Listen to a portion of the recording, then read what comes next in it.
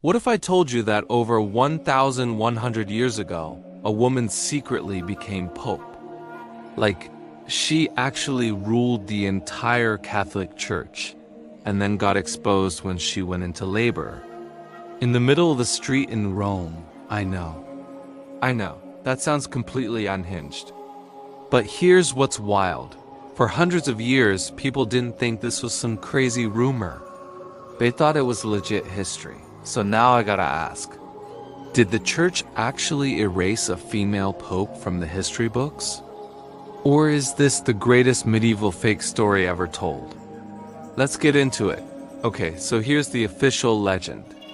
Sometime around 850 AD, a woman disguised herself as a man, walked into the church and started climbing the ranks.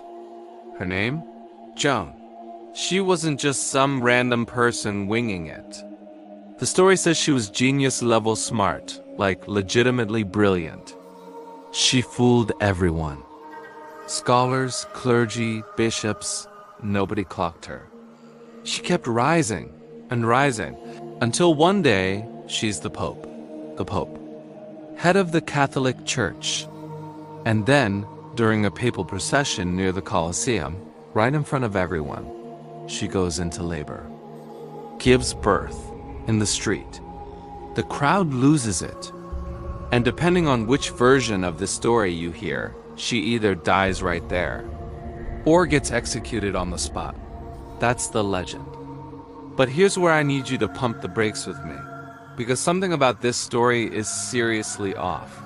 If this happened in 855 AD, why does nobody breathe a single word about it for nearly 400 years? Seriously, 400 years of silence. The first written mention of Pope Joan doesn't pop up until around 1250 AD. That's a Dominican monk named Jean de Mailly dropping it like it's nothing. Then Martin of Opava runs with it in the late 1200s, and suddenly the story's everywhere. But think about that gap for a second. If a woman secretly ran the most powerful religious institution on earth in the 9th century, how does every single historian, every single scribe, every single political document just forget? No Vatican record, no Roman account. Not one coin, not one letter, not one mention, nothing. And honestly, that silence hits louder than any proof could. And it gets even messier when you look at the actual papal timeline. The period between 855 and 858 AD, fully documented. We're talking official church letters, coins minted with Pope Benedict III's face on them, documents signed in his name. There's literally no gap in the record for Joan to slip through. If she ruled for even a year or two anything would have survived. Medieval Europe wasn't perfect, but they weren't sloppy either. Governments kept records. Churches kept records. Merchants kept records. And nobody wrote down a single thing about a female pope. So how did this story not only survive, but blow up? Here's my theory, and a lot of historians back this up. The 1200s were wild for the Catholic Church. We're talking corruption scandals, power grabs, priests doing the absolute most. People were fed up. And writers back then? They loved to roast the institution. So what's the most embarrassing thing you could say about the papacy? That they accidentally elected a woman. It's the ultimate medieval gotcha, a political mean before means existed. Some historians think Pope Joan started as straight-up satire, sharp, biting commentary dressed up as history. But here's the part that messes with my head. People didn't read it and laugh. They copied it into chronicles. It showed up in Roman guidebooks. By the 1400s, even serious scholars were treating her like a real historical figure. That's how a joke becomes a fact. Repetition. Now let me tell you about the chair, because this part is wild. After the Pope Joan story spread, people started claiming the church created a special chair with a hole cut in the seat. So, officials could physically verify future popes were male. They called it the seeds stercoraria. And here's the kicker. The chair actually existed.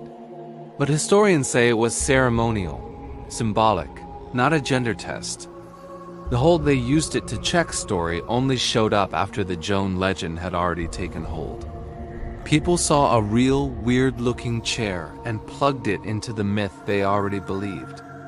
The legend didn't just spread. It reshaped how people interpreted real things right in front of them. That's genuinely unsettling to me. There's also this street in Rome. Medieval tour guides would avoid a specific route near the Colosseum, and people said it was because that's where Joan gave birth and died. Creepy, right? Except modern historians trace the route change back to urban development and local politics. Not scandal, not shame, just city planning. But because the Joan legend existed, people grabbed that real-world detail and stitched it into the story. Another piece of proof that was never actually proof at all. Then the Protestant Reformation hits in the 1500s, and this story gets turbocharged. Critics of the Catholic Church were looking for ammunition, and Pope Joan was the perfect weapon. See? They're so corrupt and clueless they elected a woman and didn't even know it. It became straight-up propaganda. But ironically, that's also when serious historians started actually fact-checking the story and coming up empty. By the late 1500s, most Catholic scholars had officially rejected it. Too late though. The legend had already gone viral. Medieval style. So here's the real question, and this is the part I want you to sit with. The question was never really, did Pope Joan exist? The evidence is pretty clear, she didn't. The real question is, why did people so desperately want her to? Think about what the story is actually selling you.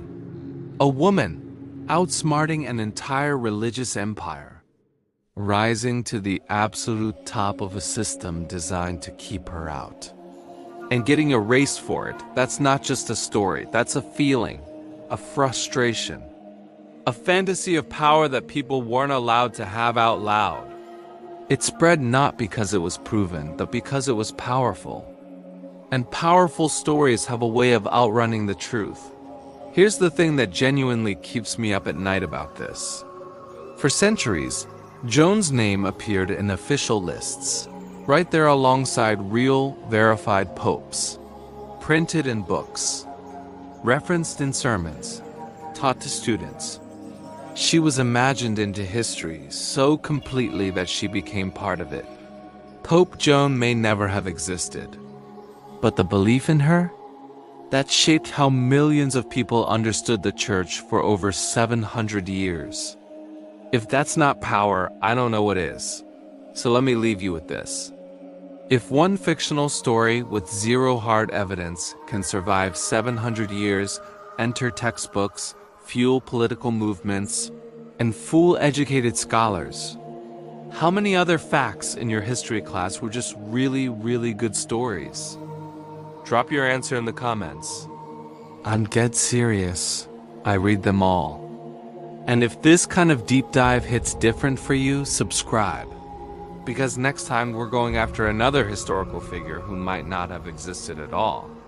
History isn't just what happened, it's what we chose to believe happened. And sometimes, those are two completely different things.